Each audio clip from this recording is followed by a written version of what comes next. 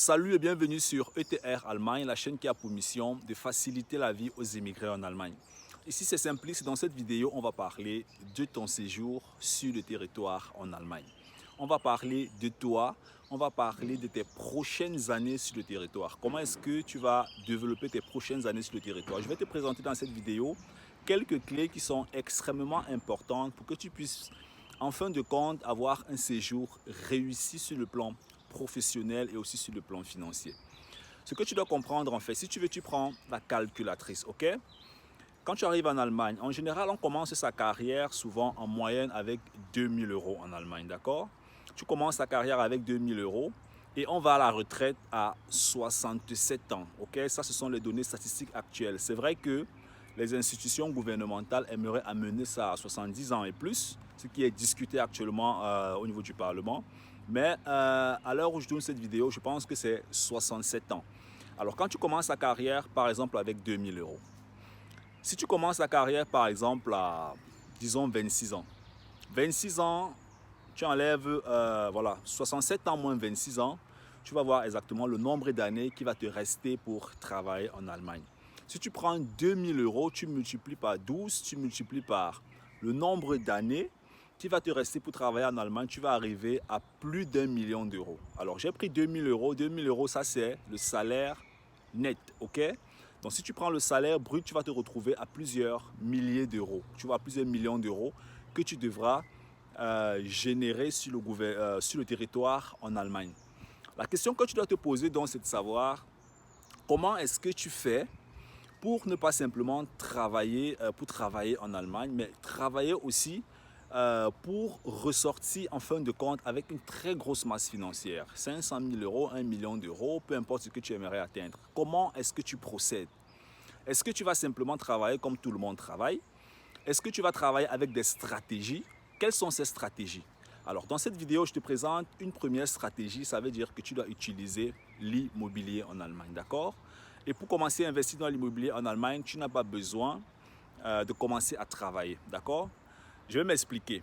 C'est vrai que tu as besoin d'un contrat et d'un salaire, mais tu peux déjà préparer ton entrée dans l'investissement, dans l'immobilier, quand tu es encore étudiant.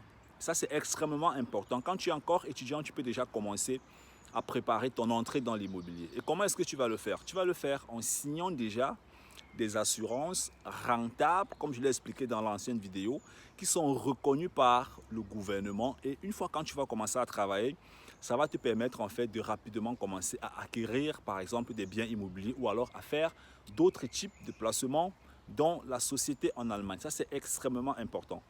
La deuxième chose en fait que tu dois comprendre, c'est que quand tu es encore étudiant, tu peux déjà commencer à te construire un portefeuille financier, donc une épargne.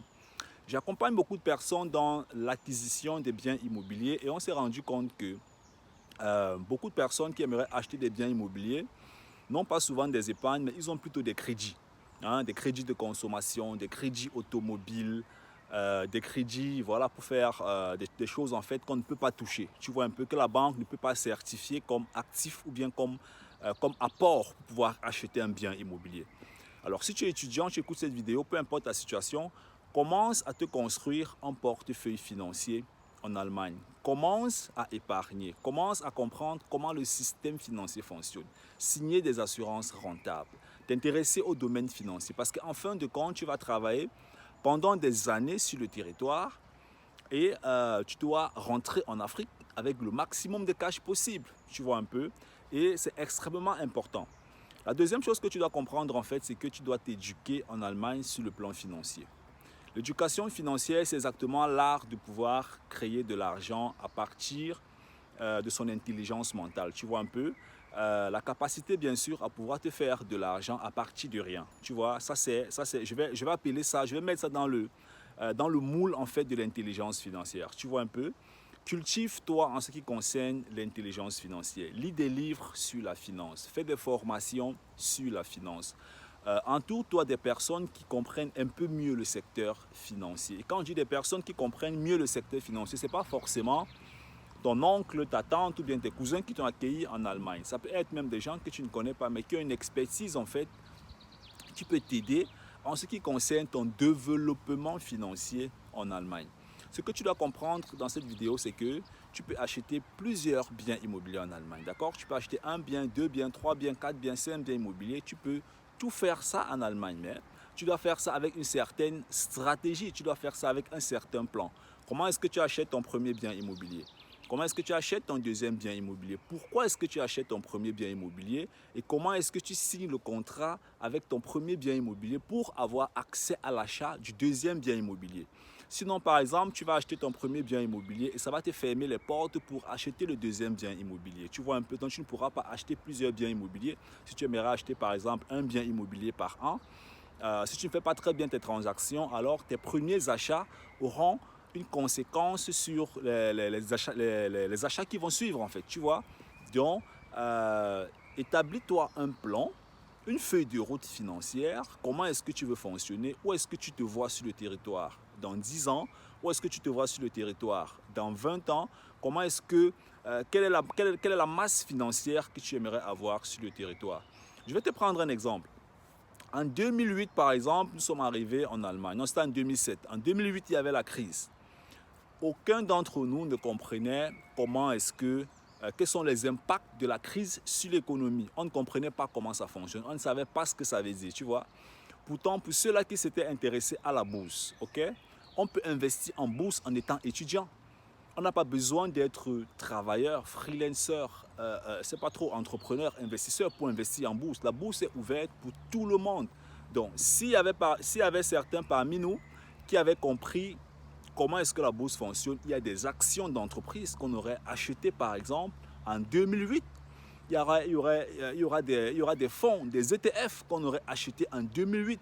Et aujourd'hui, on aurait eu tellement d'argent, on aurait eu vraiment, vraiment beaucoup d'argent. Parce que quand tu regardes en fait en bourse, comment est-ce que les actions qui ont chuté en 2008, comment est-ce qu'elles se sont développées? Les fonds qui ont chuté, comment est-ce qu'ils se sont développés? Les ETF, comment tout ça s'est développé? Tu te rends compte que tu vivais en Allemagne, mais tu ne comprenais pas réellement comment est-ce que le système financier fonctionne. Et un autre point, c'est la question des impôts. Comment est-ce que tu vas déclarer tes impôts? Comment est-ce que tu vas commencer à rentabiliser l'effort que tu fais en entreprise? Parce qu'en fin de compte, plus tu comprends comment tu déclares tes impôts, tu peux récupérer assez d'argent. Moins tu comprends comment est-ce que tu vas déclarer tes impôts, moins tu vas aussi récupérer de l'argent. Et c'est exactement ça le but de cette chaîne YouTube, c'est de te faciliter la vie en Allemagne dans ces différents domaines. Pourquoi? Parce que dans l'immobilier, j'ai investi en Allemagne.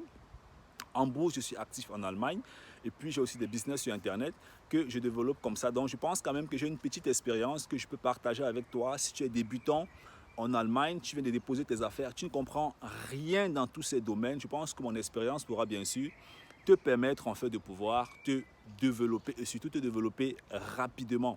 Parce qu'en finance, celui qui prend rapidement des décisions, alors il progresse rapidement. Et celui qui traîne pour prendre des décisions, pendant qu'il est en train de réfléchir, il est déjà en train de perdre de l'argent parce qu'il y a des opportunités qu'il ne peut pas saisir parce qu'il est justement en train de réfléchir. Donc je t'invite, passe à l'action, agis rapidement, intéresse-toi. Allô? Hallo, Allô? konkretisiere Sie Ihre Meinung konkret. Yeah. Excuse-moi, c'est une voisine là que je salue là. Donc, intéresse-toi à tous ces domaines et c'est comme ça qu'en fin de compte, je pense que tu seras bien sûr quelqu'un de différent sur le territoire. Si tu as des questions, tu aimerais te développer un peu plus dans ces différents domaines, tu aimerais comprendre comment ça fonctionne, tu me laisses bien sûr ton commentaire dans la barre de description, que ce soit l'immobilier, la bourse, les fonds, les ETF, les épargnes rentables. Laisse ton commentaire dans la barre de description et surtout, partage cette vidéo avec tous tes amis. On est ensemble. Bye bye.